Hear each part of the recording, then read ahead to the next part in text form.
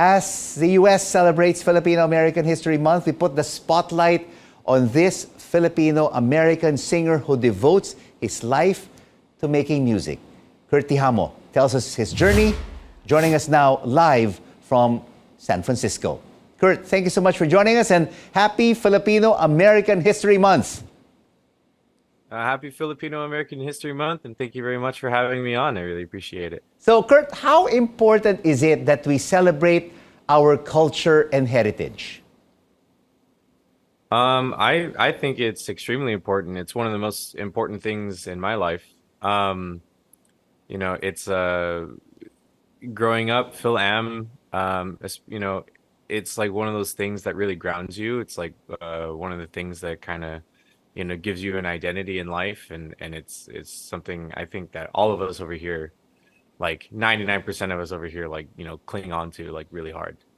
You were born to an American father and Filipino mother. Which culture has the biggest influence in your life, Kurt?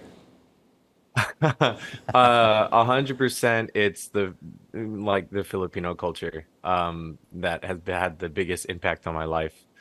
Both my parents are working class. And so what that really means is that I was raised a lot by my lolo.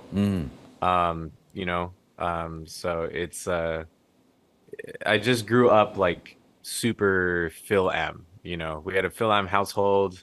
I was always with my cousins and they were always there. I don't know. It was just a very Filipino upbringing. So, and you eat a lot of Filipino food as well. Oh yeah. Absolutely. My lolo, like he would always like make like adobo and sinigang. And if I was like very well behaved, he would make champorado. I always look forward to those days. Oh, those are my favorite and dishes. then there were always like parties and stuff and prayer meetings, and that always had like the usual fixings. Like there was always like pancit and dinuguan, all that stuff. So. And Kurt, you studied at the San Francisco Conservatory of Music, majoring in classical music and opera, and you were an undergraduate at the California State University Northridge, also in classical music. How important is music to you? Music is extremely important to me. I kind of, it sounds really cheesy, but I kind of don't know who I'd be without it. It is your identity.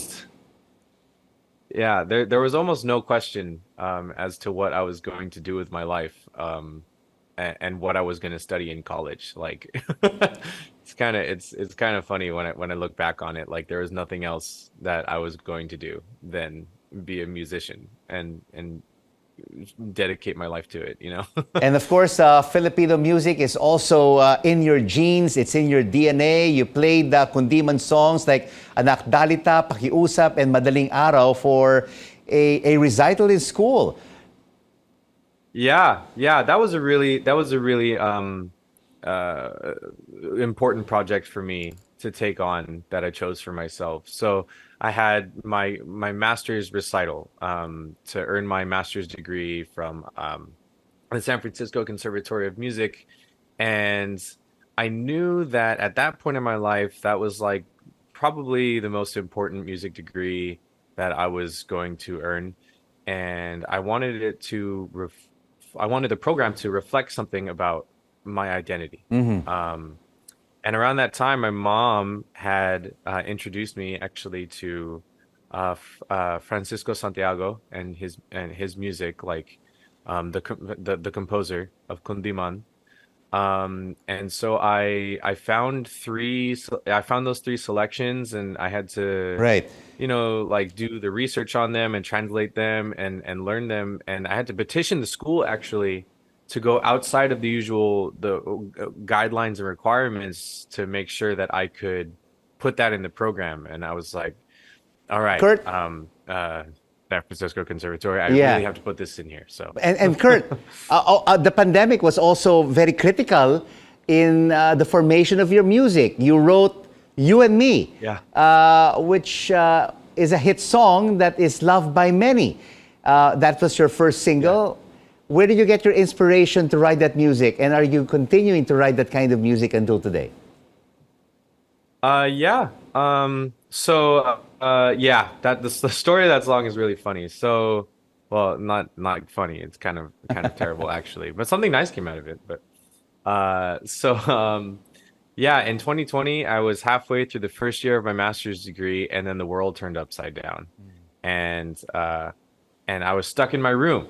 And it was just a huge surprise to all of us, right? We all remember it was like, oh my gosh, like what do I do now? Like, what's going on? This is so stressful. I'm all alone. And for me, it was like I was all alone up here because my family's not up here with me.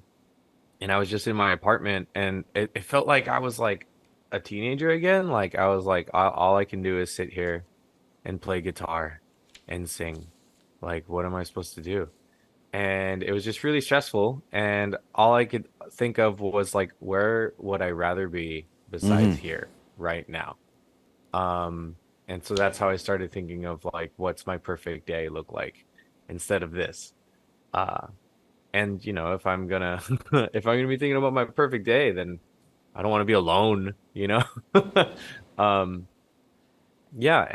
And And then that's how I thought of like, well, that's like, if you really think about it, that's like one of the highest, well, maybe not one of the highest, but like that's like a really strong way to tell somebody that you love them, that you want to be there every day, you know? So that's how I came up with the song. and Kurt, we are very proud of your success, and we do hope you will be back in the Philippines to have your own concert. Thank you so much for joining us on The Final Word, and happy Filipino-American History Month. Kurt Tijamo joining us from San Francisco.